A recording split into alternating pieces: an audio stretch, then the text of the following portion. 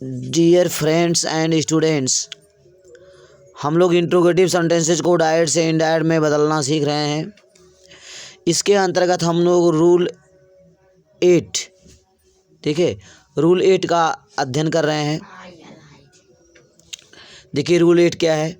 यदि reported speech में did helping verb हो, यदि रिपोर्टेड स्पीच में डिड हेल्पिंग वर्ब हो तो उसे हटाकर मुख्य क्रिया को पास्ट परफेक्ट टेंस में बदल देते हैं। ठीक है, यदि रिपोर्टेड स्पीच में डिड हेल्पिंग वर्ब हो, सहायक क्रिया डिड हो, तो इसे हटा करके हम क्या करते हैं, मुख्य क्रिया को पास्ट परफेक्ट टेंस में बदल देते हैं।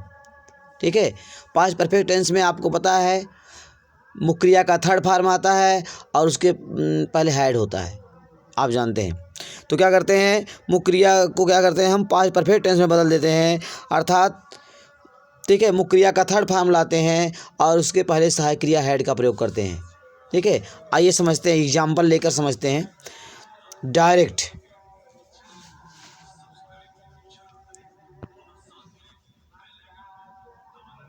यहाँ देखिए हम एग्जाम्पल लेके समझते हैं।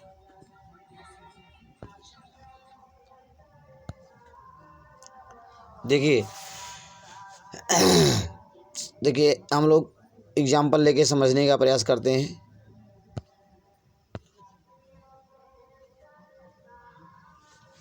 यहाँ देखिए हमने लिखा है ही सेड टू मी, उसने मुझसे कहा। Did you wear the clothes, he said to me, उसने मुझसे कहा। डिड यू वियर, डिड, ये देखिए हमने डिड लिखा है। Did you wear the clothes, क्या तुमने कपड़े पहने। तो दोस्तों ये डायरेक्ट स्पीच, इसे हम इनडायरेक्ट में देखिए बदलने जा रहे हैं।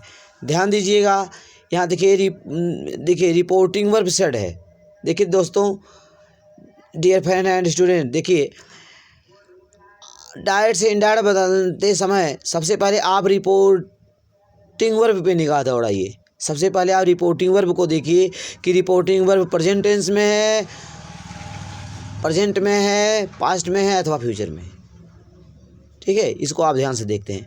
तो देखिए मेरे दोस्तों, यहाँ देख रहे हैं रिपोर्टिंग वर्ब सेड है, पास्ट टेंस में है। ठीक है, आप देख रहे हैं कर्ता के तुरंत बाद सेड आया है, तो कर्ता के तुरंत बाद सेड है, इस प्रकार ये पास्ट टेंस में है और पास्ट टेंस में होने के नाते ये आदेश देता है कि रिपोर्टेड स्पीच का टेंस आप बदलें। ठीक है, तो यहाँ पे हमें रिपोर्टेड स्पीच का टेंस बदलना होगा। अच्छा ध्यान दीजिएगा, अब देख रहे हैं, यहाँ आप देख रहे हैं रिपोर्टेड स्पीच इंट्रोगेटिव है। डिड यू वियर, क्या तुमने पहने। Did you wear the clothes, क्या तुमने कपड़े पहन लिए। तो ये आपका रिपोर्टेड स्पीच जो है दोस्तों ये इंट्रोगेटिव है। तो मैं देखिए हमने पढ़ा, मैंने आपको बताया कि यदि ठीक है रिपोर्टेड स्पीच इंट्रोगेटिव हो तो आप रिपोर्टिंग वर्ब सेड को आस्क्ड कर देते हैं। ठीक है, ये आप जानते हैं। तो आइए हम सेड को आस्क्ड में बदल देते हैं, लिखेंगे ही आस्क्ड, ASKED। देखिए डियर स्टूडेंट, यहाँ जो है सेड को आस्क्ड में बदल दिया गया। ही आस्क्ड मी, देखिए जब सेड का आस्क्ड होगा तो यहाँ टू ऑटोमेटिक हट जाएगा, यहाँ लिखेंगे मी। ही आस्क्ड मी, उसने मुझसे कहा। ठीक, अब उसके बाद देखिए डियर स्टूडेंट, यहाँ पे हम किस कंजक्शन का प्रयोग करते हैं। देखिए यहाँ पर हम डेट कंजक्शन का प्रयोग नहीं करेंगे। डेट कंजक्शन का प्रयोग आप असर्टिव सेंटेंसेज, आप जब असर्टिव सेंटेंसेज को इनडायरेक्ट स्पीच में बदल रहे थे तो आप डेट कंजक्शन का प्रयोग कर रहे थे। लेकिन प्यारे दोस्तों यहाँ देखिए, यहाँ पे आप देख रहे हैं reported speech helping verb did से प्रारंभ है। ठीक है, तो आपको बताया गया कि अगर रिपोर्टेड स्पीच इंट्रोगेटिव है और इंट्रोगेटिव होने के साथ साथ वह जो है किसी हेल्पिंग वर्ब से प्रारंभ है, do does did is am are was were जो भी हो, तो किसी हेल्पिंग वर्ब से प्रारंभ है तो वहाँ पर हम कंजक्शन इफ़ या वीदर का प्रयोग करते हैं। ठीक है, यहाँ हम कंजक्शन इफ़ का प्रयोग करेंगे, लिखेंगे ही आस्क्ड मी इफ़। यहाँ देखिए प्यारे दोस्तों, कंजक्शन इफ़ का प्रयोग आपने कर दिया, यहाँ कंजक्शन इफ़ या वीदर, तो आपने वीदर का प्रयोग, आपने यहाँ पर वीदर, देखिए वीदर में जो है आप जानते हैं वीदर में कई अक्षर होते हैं, तो देखिए WSETHER, देखिए तो वी अब इधर लिख सकते हैं। देखिए अब इधर के पीछा हम लोग इफ लिख देते हैं, क्योंकि इफ में जो है केवल दो लेटर है, 2 अक्षर, इसलिए तो इफ या इधर WSETHER इफ इधर है, तो यहाँ पर हम इफ लिख देते हैं, क्योंकि इफ में जो है केवल 2 अक्षर होता है। ये इफ 2 अक्षर का वर्ड है, 2 अक्षर का शब्द है। तो लिखेंगे he asked me if conjunction आ गया। अच्छा, उसके बाद आप क्या करेंगे, कंजक्शन इफ या विदर का प्रयोग करने के बाद आप क्या करते हैं, इंट्रोगेटिव सेंटेंस को असर्टिव बना देते हैं। ठीक, अर्थात इफ के तुरंत बाद आप सब्जेक्ट लाएंगे। देखिए प्यारे दोस्तों, यहाँ देखिए सब्जेक्ट रिपोर्टेड स्पीच में देखिए did you wear the cloth, यहाँ देखिए सब्जेक्ट यू है, यू सेकंड पर्सन में है, और बताया गया कि सेकंड पर्सन के प्रोनाउन को आप रिपोर्टिंग वर्ब के कर्म के अनुसार बदलते हैं। तो देखिए यू सेकंड पर्सन में है, इसको कर्म मी के अनुसार बदलेंगे, और मी के अनुसार यू को बदल कर हम यहाँ आई कर देंगे। ठीक है, ये बताया गया है रिपोर्टेड स्पीच में आए हुए सेकंड पर्सन के प्रोनाउन यू, ठीक है, you your yours your self. तो प्यारे दोस्तों, यू योर योर सेल्फ ये क्या सेकंड पर्सन है, तो सेकंड पर्सन के प्रोनाउन को आप रिपोर्टिंग वर्ब के कर्म के अनुसार बदलते हैं। यहाँ देखिए रिपोर्टिंग वर्ब का कर्म मी है, तो यहाँ मी के अनुसार हम यू को बदल दिए और आई ले आए। मी के अनुसार यहाँ सब्जेक्ट आई आ जाएगा, यू को चेंज कर देंगे। अब देखिए, अब यहाँ सब्जेक्ट आ गया, उसके बाद आप क्या करेंगे,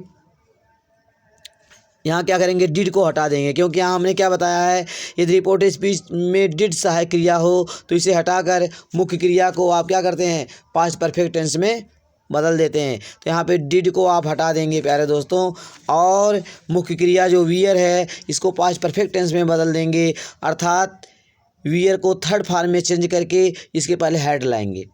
तो लिखेंगे इफ़, ठीक है, इफ़ हो गया, उसके बाद सब्जेक्ट आई आ गया, इफ़ आई, उसके बाद यहाँ हैड लाएंगे। आप वियर को जो है पास्ट परफेक्ट टेंस में बदल रहे हैं, तो क्या करेंगे, यहाँ हैड का प्रयोग करेंगे, और हैड के पास पश्चात क्या करेंगे, वियर का थर्ड फॉर्म ओर्न कर देंगे, WORN ओर्न।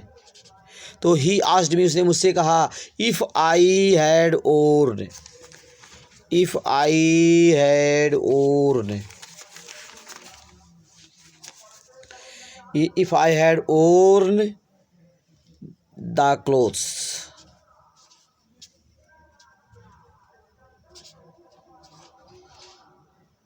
CLOTHES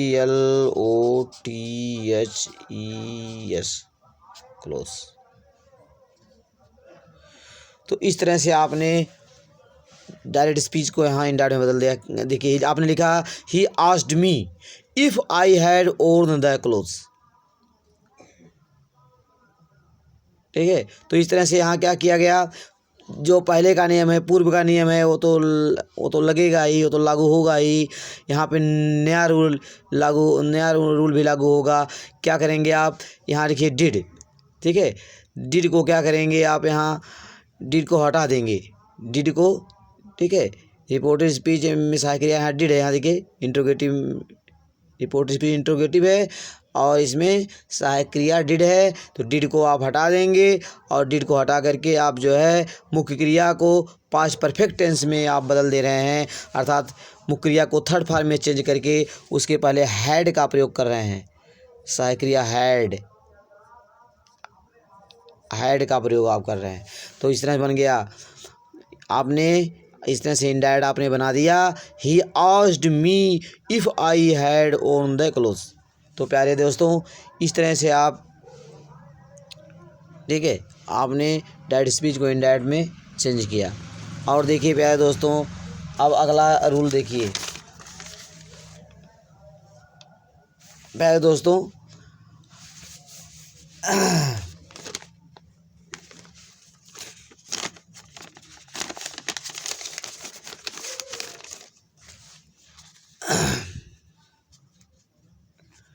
दोस्तों अब आज की पढ़ाई यहीं पर समाप्त करते हैं।